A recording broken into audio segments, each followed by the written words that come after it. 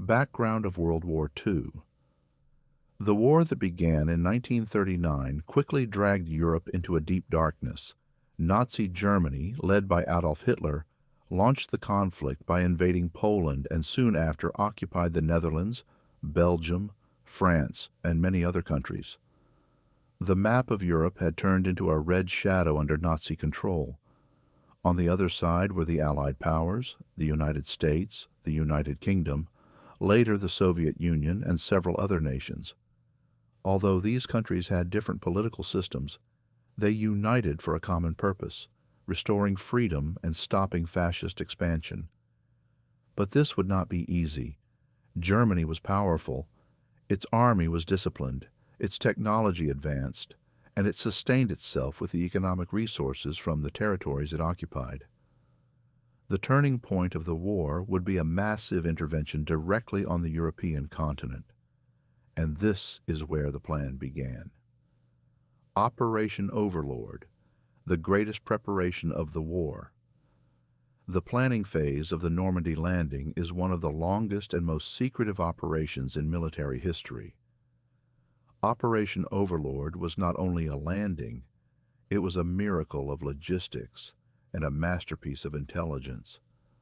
More than 2 million soldiers were secretly deployed in England. Fake tanks and fake air units were established. False plans were developed to deceive German intelligence.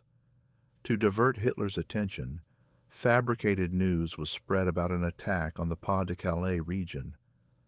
The Allies went so far that they intentionally left false documents on the body of a dead officer, ensuring the enemy would accidentally discover them. Fake radio transmissions were broadcast. The strategy was simple. Hitler had to be sure of the outcome, but the wrong outcome. Months of secret meetings, late-night work in map rooms, and serious decisions that would shape the future. Finally, the date was set, June 6, 1944. The morning of June 6th, the largest amphibious assault in human history. Time 6:30. The shores of Normandy met the greatest sea and air force the world had ever seen. The scene that morning was not from a movie. It was real. 11,000 aircraft, 5,000 landing and support ships. More than 156,000 soldiers, thousands of tons of ammunition, food, and medical supplies.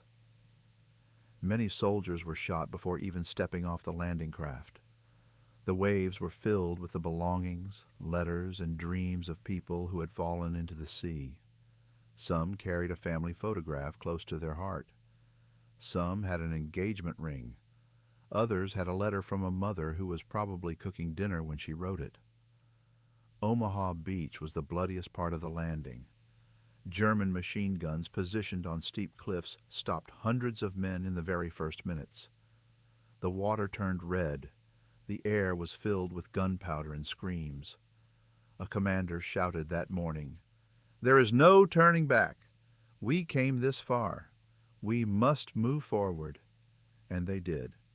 Technology, tactics, and intelligence. What made the landing successful?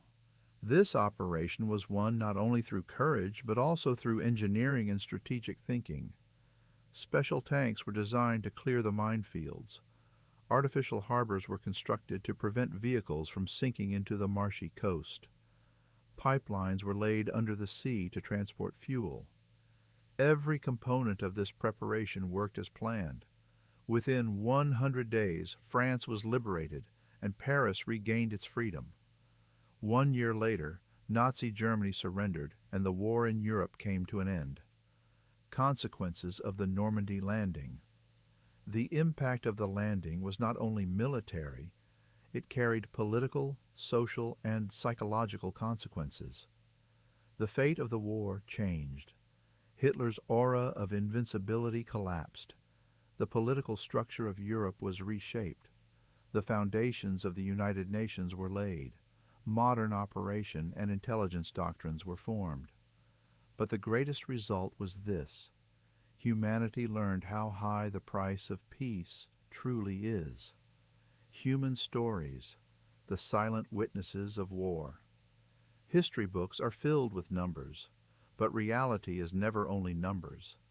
Most of the young men who landed on Normandy were just 18 to 20 years old. Some had left school to join the front. Some were idealists. Some were simply following orders. Yet all of them carried dreams about their future. Some postponed their weddings. Others planned to return to their fathers' farms. Some had never even seen the ocean before and saw it for the first time in Normandy, right beside death. When you visit the cemeteries along the Normandy coast today, the white marble headstones stand like silent stories. The wind blows, the leaves rustle, but the names remain. Few things deliver such a powerful message. Peace is the most expensive thing ever purchased. The Normandy landing is more than a military operation in history. It is a symbol of humanity's struggle to move from darkness to light. Our purpose in speaking of it today is not to glorify war, but to understand what war leaves behind and to recognize the value of peace.